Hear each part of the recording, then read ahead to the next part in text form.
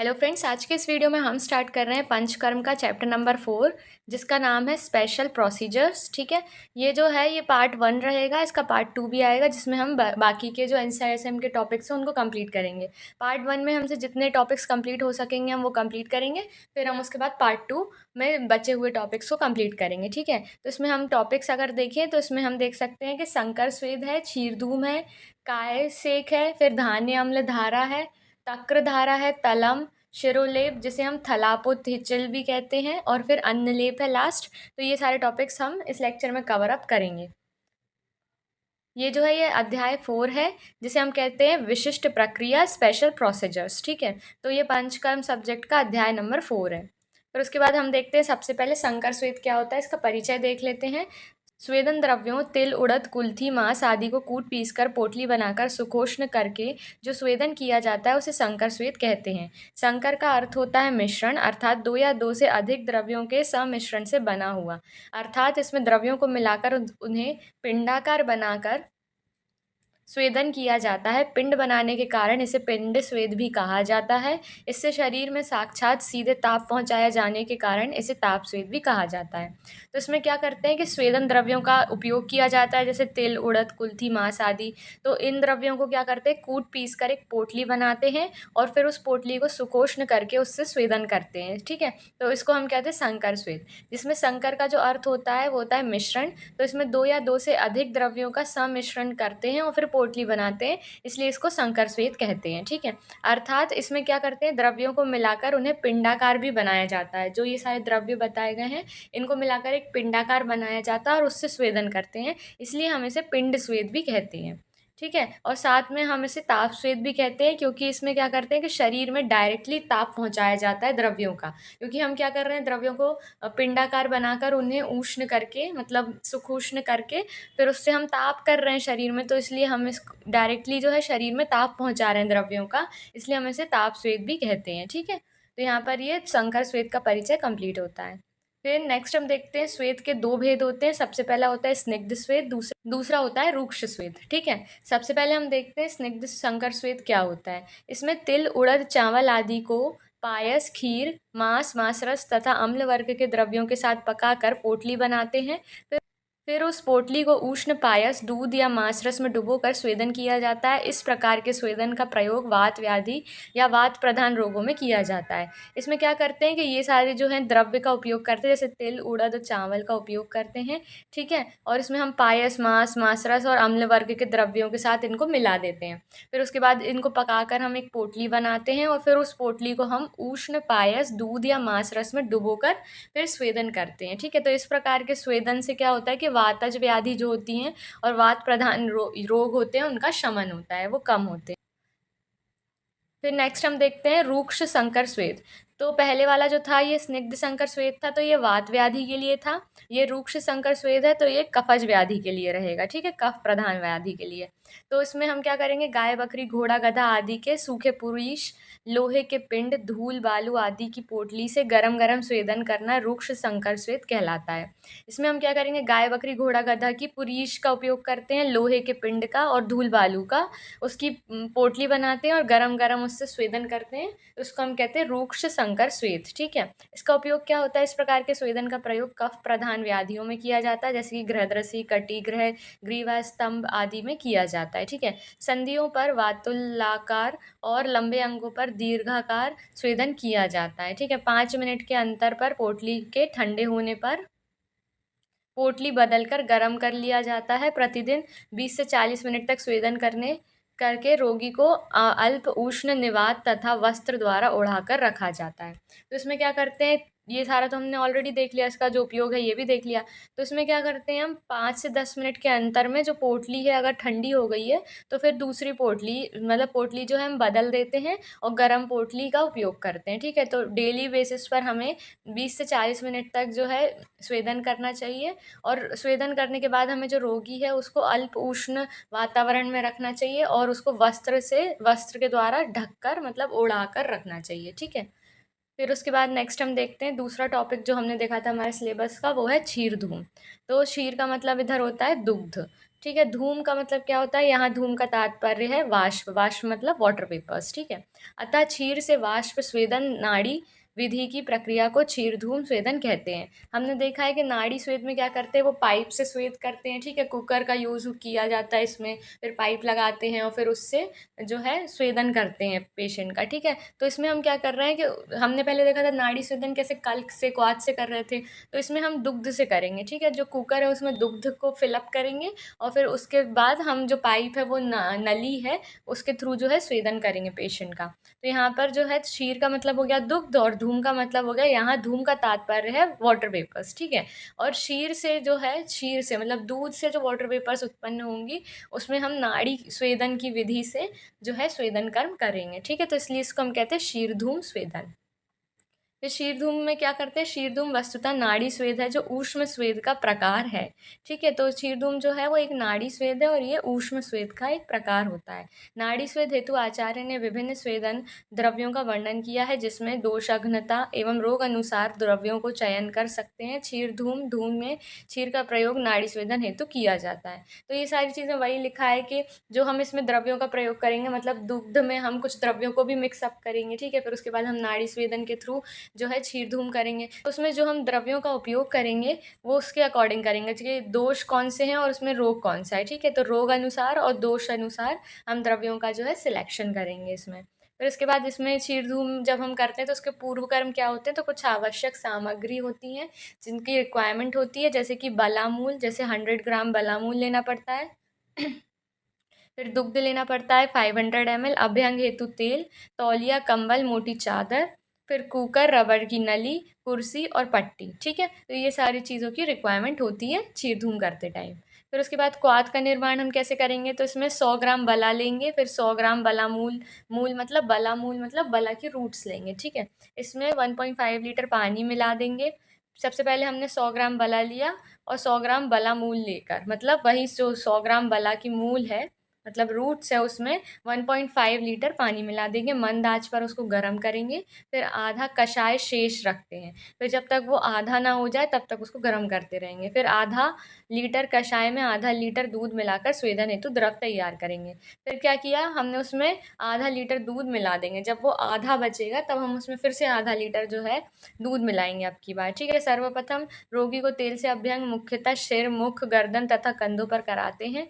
रोगी के दोनों आंखों पर कमल पत्र या गौज रखकर पट्टी से बांध देते हैं। गौज को ठंडे पानी में भिगोकर रखा जाता है, तत्पश्चात जो है धारण करवाते हैं, तत्पश्चात जो है ये स्वेदन कर्म धारण करवाते हैं। तो इसमें एक बार हम इसकी समरी देखते हैं। इसमें हम क्या कर रहे हैं, इसका क्वाथ का निर्माण कैसे कर रहे हैं। 100 ग्राम हम बला की रूट्स ले रहे हैं, उसमें हम 1.5 लीटर सबसे पहले पानी मिला रहे हैं, फिर उसको मंद आंच पर गर्म कर रहे हैं जब तक वो आधा शेष ना रह जाए। मतलब जो पानी की क्वांटिटी है पहले तो 1.5 लीटर होगी, ठीक है, तो उससे आधा हो जाएगा तब तक उसको पकाते हैं। फिर जब इतना हो जाए तो उसमें आधा लीटर दूध मिक्स कर देंगे और फिर उसके बाद हेतु द्रव तैयार करेंगे। तो इस तरीके से हम जो भी है वो लिक्विड उसको तैयार करेंगे। फिर जो रोगी है उसको तेल से अभ्यंग करके सिर, मुख, गर्दन, कंधों पर ज़्यादातर इसको कराया जाता है, ठीक है। तो इन सब में उसका जो है अभ्यंग करके और दोनों आँखों पर उसमें उसके जो रोगी है उसके दोनों आँखों पर कमल पत्र या गौच या पट्टी वगैरह बांध देंगे जिसमें कि आँखों में स्वेदन ना हो, ठीक है, क्योंकि आँखों को उष्ण नहीं करना है हमें स्वेदन के थ्रू, ठीक है। इसलिए आँखों को गौच से या तो फिर कमल के पत्र से ढाँक देंगे। फिर गौच को ठंडे पानी में भिगोकर रखा जाता है और फिर उसके बाद स्वेदन किया जाता है, मतलब जो भी गौच पीस है उसको आँखों पे ठंडा करके रखा जाता है, फिर उसके बाद पूरा प्रोसेस किया जाता है स्वेदन का। फिर हम देखते हैं इसका प्रधान कर्म क्या होता है, इसकी विधि। रोगी को सुखपूर्वक कुर्सी पर बैठालते हैं, फिर उसके बाद मोटी चादर कंबल से सर व कंधे को ढक देते हैं। जब रबर नली से वाष्प आने लगे तब रोगी के अभ्यंग दिए से हुए स्थान पर स्वेदन करते हैं। फिर क्या करते हैं कि जब रबर मतलब जो भी रबर की नली है उसमें से वाटर वेपर्स आने लगती हैं तब रोगी के अभ्यंग दिए हुए स्थान पर, जहाँ जहाँ हमने रोगी का अभ्यंग किया उस स्थान पर हम स्वेदन कर्म करना स्टार्ट कर देते हैं। स्वेदन करते समय रोगी से कहा जाता है कि वह अपना मुख खोलकर जीवा बाहर निकालकर गहरी श्वास लेता रहे। तो उस टाइम पर जब स्वेदन करा रहे रहते हैं हम, अगर हम ऊर्ध्व जत्रुगत रोगों के लिए स्वेदन करा रहे हैं तो उसमें हम क्या करते हैं, स्वेदन कराते समय व्यक्ति से कहते हैं कि अपना मुख खोलकर जीवा बाहर निकाल लें और फिर गहरी गहरी सांस लें, ठीक है। फिर उसके बाद नेक्स्ट हम देखते हैं स्वेदन का निर्देश क्या है। इस प्रकार बीच दो में मुख खोलकर वाष्प स्वेदन लेना चाहिए। इस प्रकार बीच बीच में जो है मुख को खोलकर वाष्प स्वेदन भी लेना चाहिए, ठीक है। मतलब वाटर वेपर्स जो है वो माउथ के अंदर भी जानी चाहिए। इससे 15 से 20 मिनट तक करना चाहिए। इसकी जो अवधि होती है वो 15 से 20 मिनट तक होती है। रोगी को किसी भी प्रकार का दग्ध नहीं होना चाहिए तथा वाष्प से एक समान गति बिना रुके से स्वेदन करना चाहिए। क्या करना चाहिए कि जो हम सब स्वेदन कर रहे हैं वो नली से, तो उससे क्या करते हैं कि नली को जो है वो कंटिन्यूअसली उसका मूवमेंट करते रहना चाहिए। अगर एक जगह पर करेंगे तो व्यक्ति को दग्ध हो जाएगा, मतलब उसको दाग होने लगेगा पर्टिकुलर उस रीजन ऑफ स्किन में, ठीक है। तो उसमें क्या करते हैं हम कंटिन्यूअसली जो है वो नली का मूवमेंट करते रहते हैं, ठीक है। बिना रुके स्वेदन करना चाहिए, तो उससे स्वेदन जो है सही प्रकार से होता है।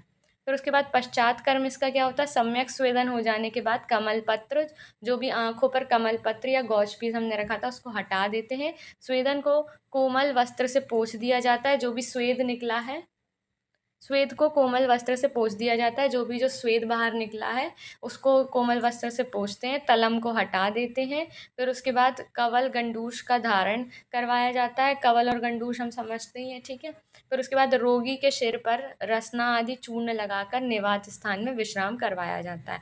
उसके बाद रोगी के सिर पर क्या करते हैं, रसना आदि चूर्ण लगा देते हैं और फिर उससे बोलते हैं कि विश्राम करो अब आप, ठीक है। हमारे सिलेबस का जो थर्ड टॉपिक है वो है कायसेक, जिसे हम परिषेक भी कहते हैं।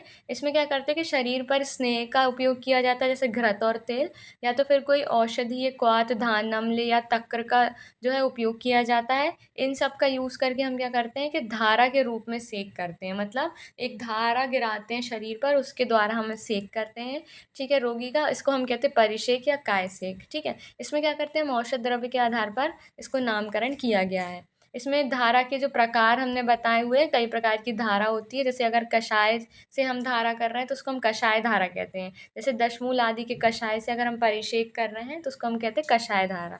तक्र धारा कहते हैं जिसमें हम तक्र से परिषेक करते हैं। धान्य अम्ल धारा होती है जिसमें हम धान्य अम्ल से परिषेक करते हैं, ठीक है। तेल धारा होती है जिसे हम स्नेह धारा कहते हैं, जिसमें हम तेल या स्नेह से परिषेक करते हैं। तो ये अलग अलग प्रकार की धारा होती है, ठीक है इसमें। फिर उसके बाद हम देखते हैं इसका परिचय क्या होता है। कायसेक या पिडिच्छिल यह वह प्रक्रिया है जिसमें सतत सुकोष्ण तेल धारा के द्वारा शरीर का स्वेदन किया जाता है। इसमें क्या करते हैं हम, तेल धारा जो है उससे स्वेदन करते हैं व्यक्ति का। फिर नेक्स्ट है पिशिचिल, मलयालम भाषा का शब्द है जिसका अर्थ होता है निचोड़ना, ठीक है, स्क्वीजिंग। इसमें एक हाथ से तेल युक्त कपड़े या स्पंज को दबाकर तेल की धारा रूप में ऐसे गिराते हैं और दूसरे हाथ से अल्प दबाव के साथ तेल को हटाते हैं। इसमें हम क्या करते हैं कि व्यक्ति के ऊपर स्पंज, जैसे स्पंज में जो है तेल युक्त स्पंज का उपयोग करते हैं और फिर उसको ऐसे दबाकर हम एक धारा गिराते हैं व्यक्ति के शरीर पर और फिर दूसरे हाथ से धीरे धीरे करके उस तेल को हटाते जाते हैं, ठीक है। तो इस तरीके से ये कायसेक होता है। फिर इसके दोष अनुसार इसमें स्नेह कैसे जो है उपयोग करते हैं, तो कफ की प्रधानता में सहचर आदि तेल का उपयोग करते हैं। पित्त की प्रधानता में क्षीर वाला तेल और चंदन वाला लाक्षा आदि तेल का उपयोग करते हैं। और वात की प्रधानता में हम धन्वंतर तेल, बला, महानारायण तेल इत्यादि का उपयोग करते हैं। नेक्स्ट हम देखते हैं इसके योग्य पुरुष, मतलब योग्य रोगी और रोग कौन से होते हैं। तो इसमें पक्षाघात में इसका उपयोग करते हैं, सर्वांगवात, वात व्याधि, कटिशूल, गृहदृषि और शूल अवस्था में इसका उपयोग किया जाता है, ठीक है। फिर इसकी काल मर्यादा देख लेते हैं। वात व्याधि में 5 नाड़ी का अर्थात लगभग 2 घंटे तक इसका उपयोग करते हैं। वातज और कफज रोगों में 1 घंटे तक इस प्रक्रिया का प्रयोग किया जाता है, ठीक है। सामान्यतः स्वेदन निकलना यही पर्याप्त समय का निर्देशक है। जैसे ही स्वेदन निकलने लगता है यही उसकी पर्याप्त जो होती है समय बताया गया है, ठीक है, उसके अकॉर्डिंग। फिर उसके बाद सामान्यतः 1 से 12 घंटा इसका जो है काल पर्याप्त होता है। फिर रोग एवं रोगी अनुसार 7 दिन, 14 दिन, 21 दिन या 28 दिन तक जो है पिशिचल कर्म करना चाहिए। तो इसका जो हमने देखा ना कि जो हम पिशिचल कर्म कर रहे हैं, तो इसको हमें रोग और रोगी के अनुसार देखकर 7 दिन, 14 दिन, 21 दिन या 28 दिन तक इसका उपयोग करते हैं, ठीक है। नेक्स्ट हम देखते हैं स्वास्थ्य हेतु प्रतिदिन या 1 दिन छोड़कर सेक करना चाहिए। यदि हम सत्व एवं शरीर हो तो 2 या 3 दिन में एक बार करना चाहिए। अवर सत्व और शरीर बल में 4 से 6 दिन में एक बार करना चाहिए। फिर कायसेक जिसे हम कहते हैं पेशीचिल, तो इसमें क्या करते हैं, यह निम्न 3 चरणों में पूर्ण किया जाता है, जैसे हम सभी में देखेंगे, क्योंकि जितने भी हम स्वेदन कर्म स्नेहन कर्म करते हैं सब में हम पंचकर्म में ये चीज़ नोटिस करेंगे कि इनको 3 चरणों में किया जाता है। ठीक है, इसमें होता है पूर्व कर्म, प्रधान कर्म और पश्चात कर्म। ठीक है, तो सबसे पहले हम इसका पूर्व कर्म देख लेते हैं कि सबसे पहले हमें करना क्या चाहिए इस प्रोसेस को स्टार्ट करने के पहले। तो आतुर सिद्धांत क्या कहता है कि सर्वप्रथम प्रशिक्षण के योग्य व अयोग्य निर्धारण किया जाता है। ठीक है, तो पहले तो हमें योग्य अयोग्य देखना चाहिए। योग्य होने की स्थिति में रोगी को वय, बल, सात्मय, सत्व और प्रकृति आदि की परीक्षा की जाती है। तो इन सब की परीक्षा करके हमें देखना चाहिए कि जो रोगी है वो इसके लिए योग्य है या नहीं है। ठीक है, फिर औषध तेल का निर्धारण करना चाहिए, जैसे रोग व रोगी की अवस्था के अनुसार तेल, अन्य स्नेह आदि का निर्धारण करना चाहिए। जिस प्रकार का रोग है और जिस प्रकार का वो रोगी है उसके अकॉर्डिंग हमें तेल है वो उसको डिसाइड करना चाहिए, जो भी औषध तेल रहेगा। फिर उसके बाद मानसोपचार एवं तपक्रम आदि मापन एवं चिकित्सा सहमति पत्र, मतलब काउंसलिंग, वाइटल रिकॉर्डिंग और कंसर्न फॉर्म करना चाहिए। सबसे पहले तो हमें उसकी काउंसलिंग करनी चाहिए पेशेंट की। ठीक है, जिसको हम कहते हैं मनसोपचार। ठीक है, मन का उपचार करना। फिर उसके बाद वाइटल रिकॉर्डिंग्स करनी चाहिए, जैसे उसकी बीपी है, हार्ट रेट, इन सब का रिकॉर्ड कर रखना चाहिए। और कंसर्न फॉर्म के मतलब हम उसके कंसर्न से ये सारी चीज़ें कर रहे हैं पेशेंट की। ठीक है, फिर उसके बाद रोगी का ताप कर्म, वजन, रक्तचाप, नाड़ी गति, श्वसन गति आदि को सूचीबद्ध कर लेते हैं। चिकित्सा में होने वाले उपद्रव सहित संपूर्ण क्रिया आदि की जानकारी देकर रोगी की लिखित में चिकित्सा सहमति घोषणा पत्र सूचीबद्ध करते हैं। इसमें क्या करते हैं, रोगी का ताप कर्म है, वजन, बीपी, जो उसकी हार्ट रेट है और जो उसका रेस्पिरेटरी रेट है, ये सारी चीज़ों को क्या करते हैं, सूचीबद्ध कर लेते हैं, मतलब इसकी लिस्ट बना लेते हैं। ठीक है, फिर चिकित्सा होने पर जो भी उपद्रव होंगे, अगर जब हम चिकित्सा की पूरी प्रोसेस करेंगे तो उससे हो सकता है कि उपद्रव भी प्रोड्यूस हों, तो उसके बारे में जो है रोगी को पूरा ज्ञान दे देना चाहिए पहले से ही। ठीक है, और उससे लिखवा लेना चाहिए कि हाँ ठीक है, आप तैयार हो, आपकी कंसर्न है ये सब करने के लिए। तो अगर मतलब ये सारी चीज़ें जो है लिखित में चिकित्सा सहमति घोषणा पत्र में लिखवा लेना चाहिए। ठीक है, ये सारे हो गए पूर्व कर्म। फिर उसके बाद आवश्यक उपकरण व परिचारक। अभी हमें पूर्व कर्म में क्या चाहिए कि उपकरण चाहिए, जो भी इंस्ट्रूमेंट्स नीडेड है वो चाहिए। फिर परिचारक चाहिए, जो नर्स वगैरह, ये सारी चीज़ें चाहिए। ठीक है, उपकरण यूज़ होते हैं वो होती है छोटी भगोनी 18x18 इंच की सूती कॉटन के कपड़े के खंड। ठीक है, स्पंज, रुई, स्नेह तेल, लगभग 4 से 5 लीटर स्नेह तेल का उपयोग करेंगे, नेत्र बंधन पट्टी का, फिर तेल की द्रोणी, भगोना, फिर उसके बाद जल पात्र, तेल गरम करने हेतु आदि। तो परिचारक में क्या करते हैं, पिंशीचिल के लिए 5 पंचकर्म परिचारकों की आवश्यकता होती है। तो यहाँ पर मतलब जो है नंबर दिया हुआ है कि 5 पंचकर्म परिचारकों की यहाँ पर रिक्वायरमेंट रहेगी। फिर उसके बाद इसके और पूर्व कर्म देखते हैं। तो तेल द्रोणी में स्नेह धारा योग्य एक ऐसा प्रकोष्ठ होता है जिसमें पतित तेल को पुनः एकत्रित कर उपयोग में ला सकें। क्या होता है कि तेल द्रोणी में हम क्या करते हैं कि जो भी वो तेल है जिससे हम परिषेक कर रहे हैं उसको हम वापस से इकट्ठा कर लेते हैं और फिर उसका उपयोग हम बार बार करते हैं। ठीक है, तो यहाँ पर यही लिखा हुआ है, तेल द्रोणी में स्नेह धारा योग्य एक ऐसा प्रकोष्ठ होता है जिसमें जो भी तेल जो है जब हम परिषेक कर रहे हैं उसके बाद जो तेल गिर रहा है उसको हम पुनः एकत्रित कर सकें और फिर उसको फिर से हम यूज़ कर सकें। फिर पिंशीचिल योग्य आतुर को कोपिन पहनाकर तेल द्रोणी में बैठाया जाता है। फिर उसके बाद हम इसमें तेल द्रोणी में इसको बैठा देते हैं। फिर सर्वप्रथम संपूर्ण शरीर पर औषध युक्त तेल से अभ्यंग किया जाता है। तेल द्रोणी मतलब क्या होता है कि ऐसी टेबल होती है, तो यहाँ पर जो भी पिंशीचिल जिनका हमें करना है पिंशीचिल, वो ऐसे आतुर व्यक्ति को हमें क्या करना चाहिए कि तेल द्रोणी मतलब जो जहाँ पर हमें अभ्यंग करना है, जहाँ पर हमें ये परिषेक करना है, ऐसी टेबल पर हमें व्यक्ति को लेटा देना चाहिए। फिर सर्वप्रथम संपूर्ण शरीर पर औषध युक्त तेल से हमें अभ्यंग करना चाहिए पूरे शरीर पर। फिर नेत्र बंधन कर देना चाहिए, मतलब आंखों को बंद कर देना चाहिए जिससे आंखों में तेल ना जा पाए। ठीक है, तत्पश्चात तल धारण करवाया जाता है और पिंशीचिल व अन्य स्वेदन प्रक्रियाओं के दौरान सिर पर विशिष्ट प्रक्रिया तलम का धारण करवाया जाता है। तो सिर पर हम तलम का धारण करवाते हैं। तलम हम आगे चल के पढ़ेंगे, आगे एक जो है प्रोसीजर है तलम, उसके बारे में हम तब डिटेल में देख लेंगे। ठीक है, तो वह पिंशीचिल व अन्य स्वेदन प्रक्रिया जब हम करते हैं तो उस टाइम पर हमें विशिष्ट प्रक्रिया करते टाइम तलम का धारण करवाया जाता है सिर पर। ठीक है, फिर उसके बाद हम देखते हैं प्रधान कर्म। अब पूरी हम विधि देखेंगे कि पिंशीचिल की विधि होती कैसी है। फिर पिंशीचिल हेतु आतुर के दाएं बाएं दोनों ओर 4 परिचारक एक इस प्रकार खड़े रहें कि उनमें से उभय बाजू के 2 परिचारक अंश से स्फिक तक और दूसरे 2 परिचारक स्फिक से प्रपात तक धारा कर सकें। अब इसमें इसमें क्या करते हैं कि रोगी को ऐसे द्रोणी पर लेटा देते हैं, टेबल पर लेटा लेते हैं, फिर उसके बाद उसके दाएं बाएं दो दो मतलब परिचारक को खड़ा करते हैं। उसमें से जो दो परिचारक होते हैं वो रोगी के अंश के स्फिक तक, अंश से स्फिक तक खड़े होते हैं, मतलब अंश से स्फिक मतलब स्कैपुला रीजन से कटी रीजन तक, मतलब कमर तक दो परिचारक खड़े रहते हैं और बाकी उसके नीचे के प्रदेश में दो परिचारक और खड़े रहते हैं। प्रपाद तक, स्फिक मतलब कमर से पैर के पंजे तक, प्रपात तक, ठीक है। तो यहाँ तक दो परिचारक खड़े रहते हैं और वहाँ ये चारों मिलके फिर धारा गिराते हैं व्यक्ति के शरीर पर। धारा करने हेतु 18x18 इंच के वस्त्र खंडों स्पंजों को सुखोष्ण तेल पात्र में डुबोकर, अभी क्या कर रहे हैं हम कि 18x18 रेशियो से हम जो है जो कपड़ा भी ले सकते हैं खंडों में डिवाइड करके, और दूसरा हम स्पंज भी ले सकते हैं। हमें क्या करना है कि ऐसी चीज़ लेनी है जिसमें तेल एब्जॉर्ब हो जाए, ठीक है। किंचित निचोड़कर दाहिने हाथ में पकड़कर मुट्ठी में इस प्रकार दबाएं कि वस्त्र के तेल अंगूठे से धारा के रूप में आतुर के शरीर पर गिरे। अब क्या करना है, जो भी कपड़ा या स्पॉन्ज है उसको इस तरीके से मुट्ठी में पकड़कर दबाना है कि इस गिरे हुए तेल का परिचारक अपने बाएं हाथ से मृदु अभ्यंग करें। अभी क्या करना है परिचारक को कि दाएं हाथ से तो वो जो है वो तेल की धारा गिरा रहा है और बाएं हाथ से उसको उसी तेल से रोगी के शरीर पर अभ्यंग करना है। धारा का वेग ना तो बहुत शीघ्र हो ना ही बहुत मंद हो। धारा जो है एक साधारण मात्रा में गिरनी चाहिए, ना बहुत ज़्यादा जल्दी जल्दी और ना बहुत मंद, ठीक है। फिर उसके बाद शरीर पर धारा 12 अंगुल की ऊंचाई से गिरानी चाहिए, ठीक है। फिर शरीर की ऊपरी अवयव कंधे से शुरू करते हुए पाद की ओर करते हैं। तो सबसे पहले कंधों से स्टार्ट करते हैं और फिर नीचे नीचे बढ़ते चले जाते हैं, पाद मतलब पैर तक।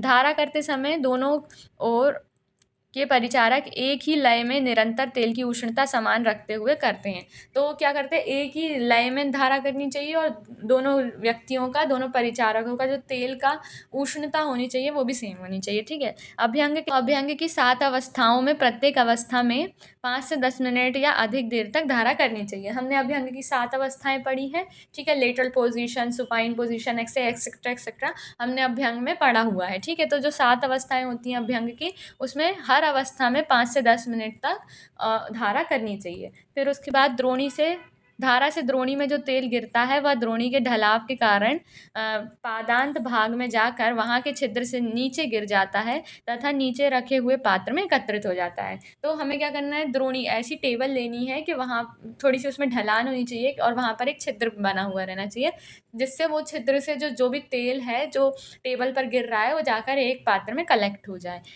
फिर इस एकत्रित हुए तेल को 5वां परिचारक पुनः सुकोष्ण गर्म कर परिचारकों को धारा के लिए देता है। अब 5वें परिचारक का क्या काम है कि जो भी ये तेल इकट्ठा हो गया है उसको वहाँ से वो उठाए और वापस से उसको सुकोष्ण करे, ठीक है।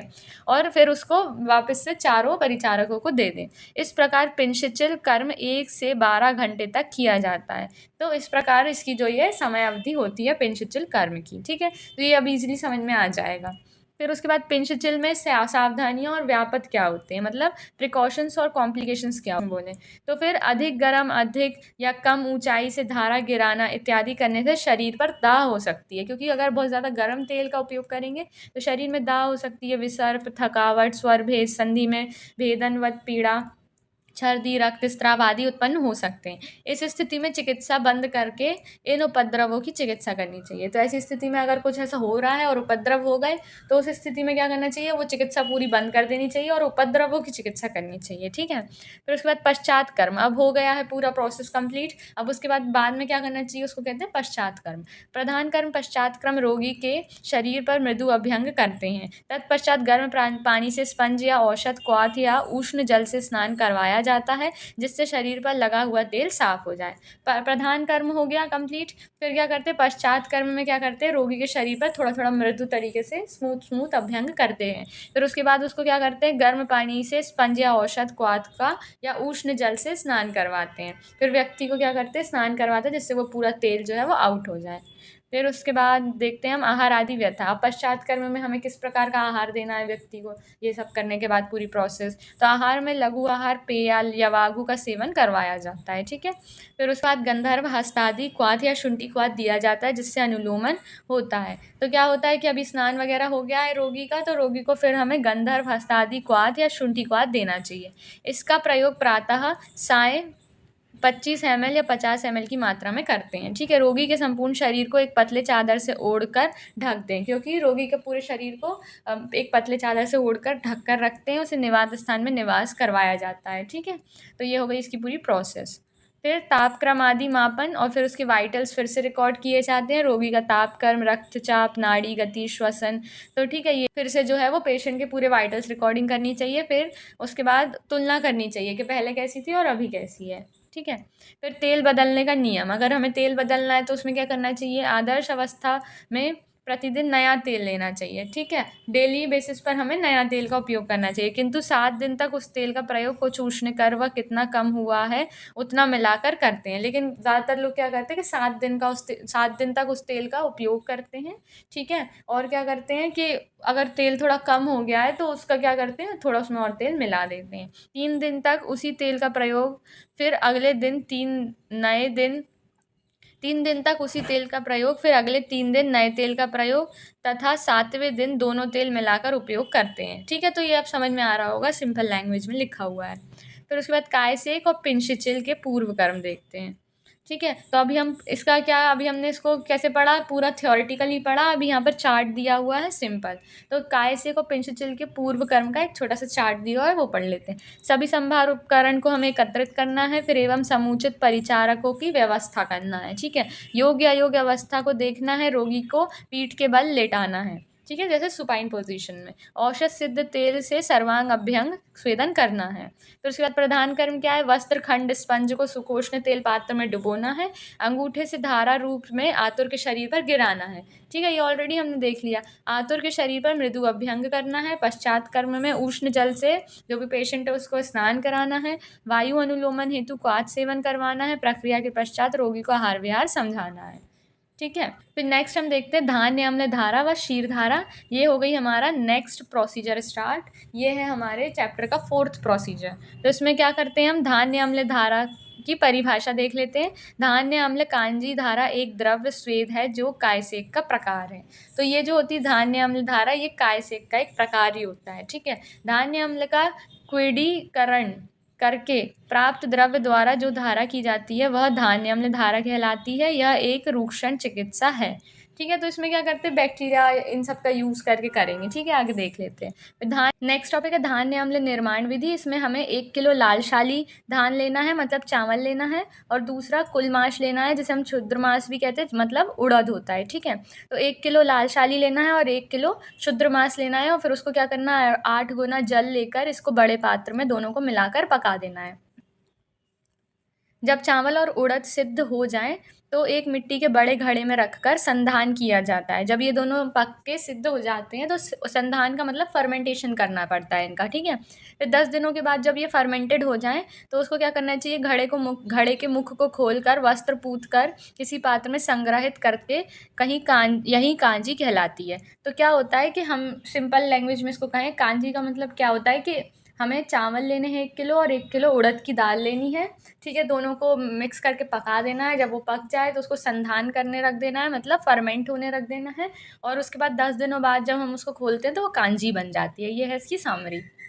नेक्स्ट हम देखते हैं इसमें आवश्यक सामग्री की रिक्वायरमेंट क्या होती है। इसमें हमें धान्य अम्ल की आवश्यकता होती है 3 से 4 लीटर। ठीक है, सुराही नुमा पात्र 2। ठीक है, और उसके बाद अभ्यंग हेतु तेल 100 ml। इतनी चीज़ों की हमें रिक्वायरमेंट होती है। फिर उसके सामग्रियों का यूज़ किया जाता है, जैसे कि तलम द्रव्य आवश्यकता अनुसार, द्रोणी 1, परिचारक 2 और गौज वस्त्र आवश्यकता अनुसार। फिर उसके बाद हम पूर्व कर्म देखते हैं। रुग्ण को द्रोणी में प्रवेश करने से पहले उसके सिर और शरीर पर तेल से अभ्यंग किया जाता है। जो भी रोगी है उसको द्रोणी में प्रवेश, मतलब जो सुपाइन पोजीशन में अगर हम जब उसको टेबल पर लेटा रहे हैं उससे पहले हमें उसके सिर और शरीर पर तेल से अभ्यंग करना चाहिए। फिर उसके बाद वर्ती या कपड़े की पट्टी से सिर, धुवास्थि और कर्ण, आईब्रोज एंड ईयर्स के ऊपर बांध देना चाहिए।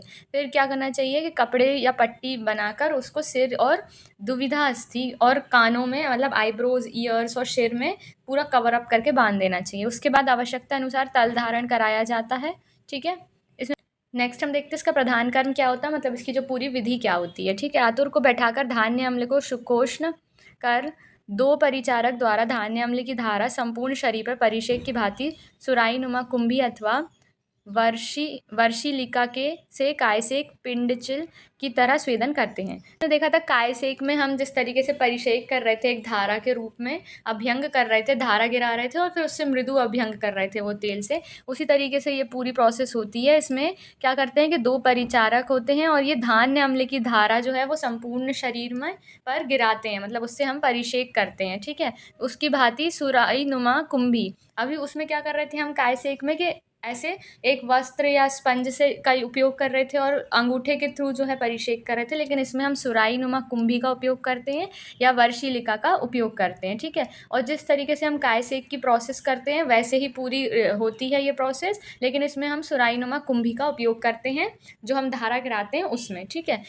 इसे रोगी के शरीर को वस्त्र से ढककर अथवा बिना ढके भी कर सकते हैं। इसे भी 12 अंगुल की ऊंचाई से ही द्रव्य को गिराते हैं, ये पूरा सेम रहेगा, ठीक है। पश्चात कर्म इसमें उपद्रव व चिकित्सा अन्य कायसेक पिंशिचिल समान होती है। तो ये सारी पूरी प्रोसेस जो है वो कायसेक की प्रोसेस है, बस इसमें क्या कर रहे हैं हम, इसमें हम धान्य अम्ल से कर रहे हैं पूरी प्रोसेस, उसमें हम तेल से करते थे, इसमें हम धान्य अम्ल से कर रहे हैं। और फिर दूसरी चीज़ हम रहे थे कि स्पंज को ऐसे निचोड़ कर अंगूठे से परिषेक कर रहे थे, इसमें हम सुराई नमक कुंभी का उपयोग करेंगे, ठीक है। अवधि 45 मिनट से 1 घंटे या अधिक 7 से 14 या 21 दिन तक रोग व रोगी अवस्था अनुसार। इसमें क्या करते हैं कि 45 मिनट से 1 घंटे तक इसकी जो पूरी है प्रोसेस होनी चाहिए और इसको मतलब रोग के अनुसार और दोष के अनुसार 7 दिन, 14 दिन या 21 दिन तक करवा सकते हैं। फिर उसके बाद इसका उपयोग देखते हैं। वातरक, तामवात, स्थौल्य पक्षाघात में लाभदायक होती है, विशेषकर ऐसे रोग जिसमें वात के साथ कफ अनुबंध होता है। आचार्य सुश्रुत ने इसे दाह शामक कहा है, ठीक है।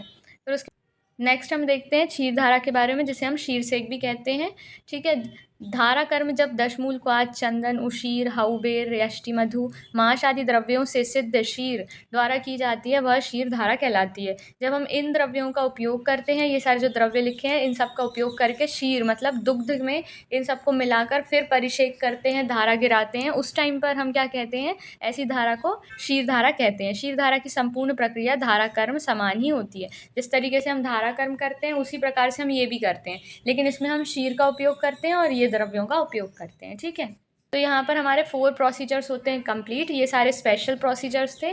4 प्रोसीजर्स जो हैं वो बाकी के बचे हुए हैं, वो हम नेक्स्ट वीडियो में देखेंगे पार्ट 2 में, ठीक है। तो आज का ये लेक्चर होता है कंप्लीट। मिलते हैं नेक्स्ट वीडियो में। Thank you.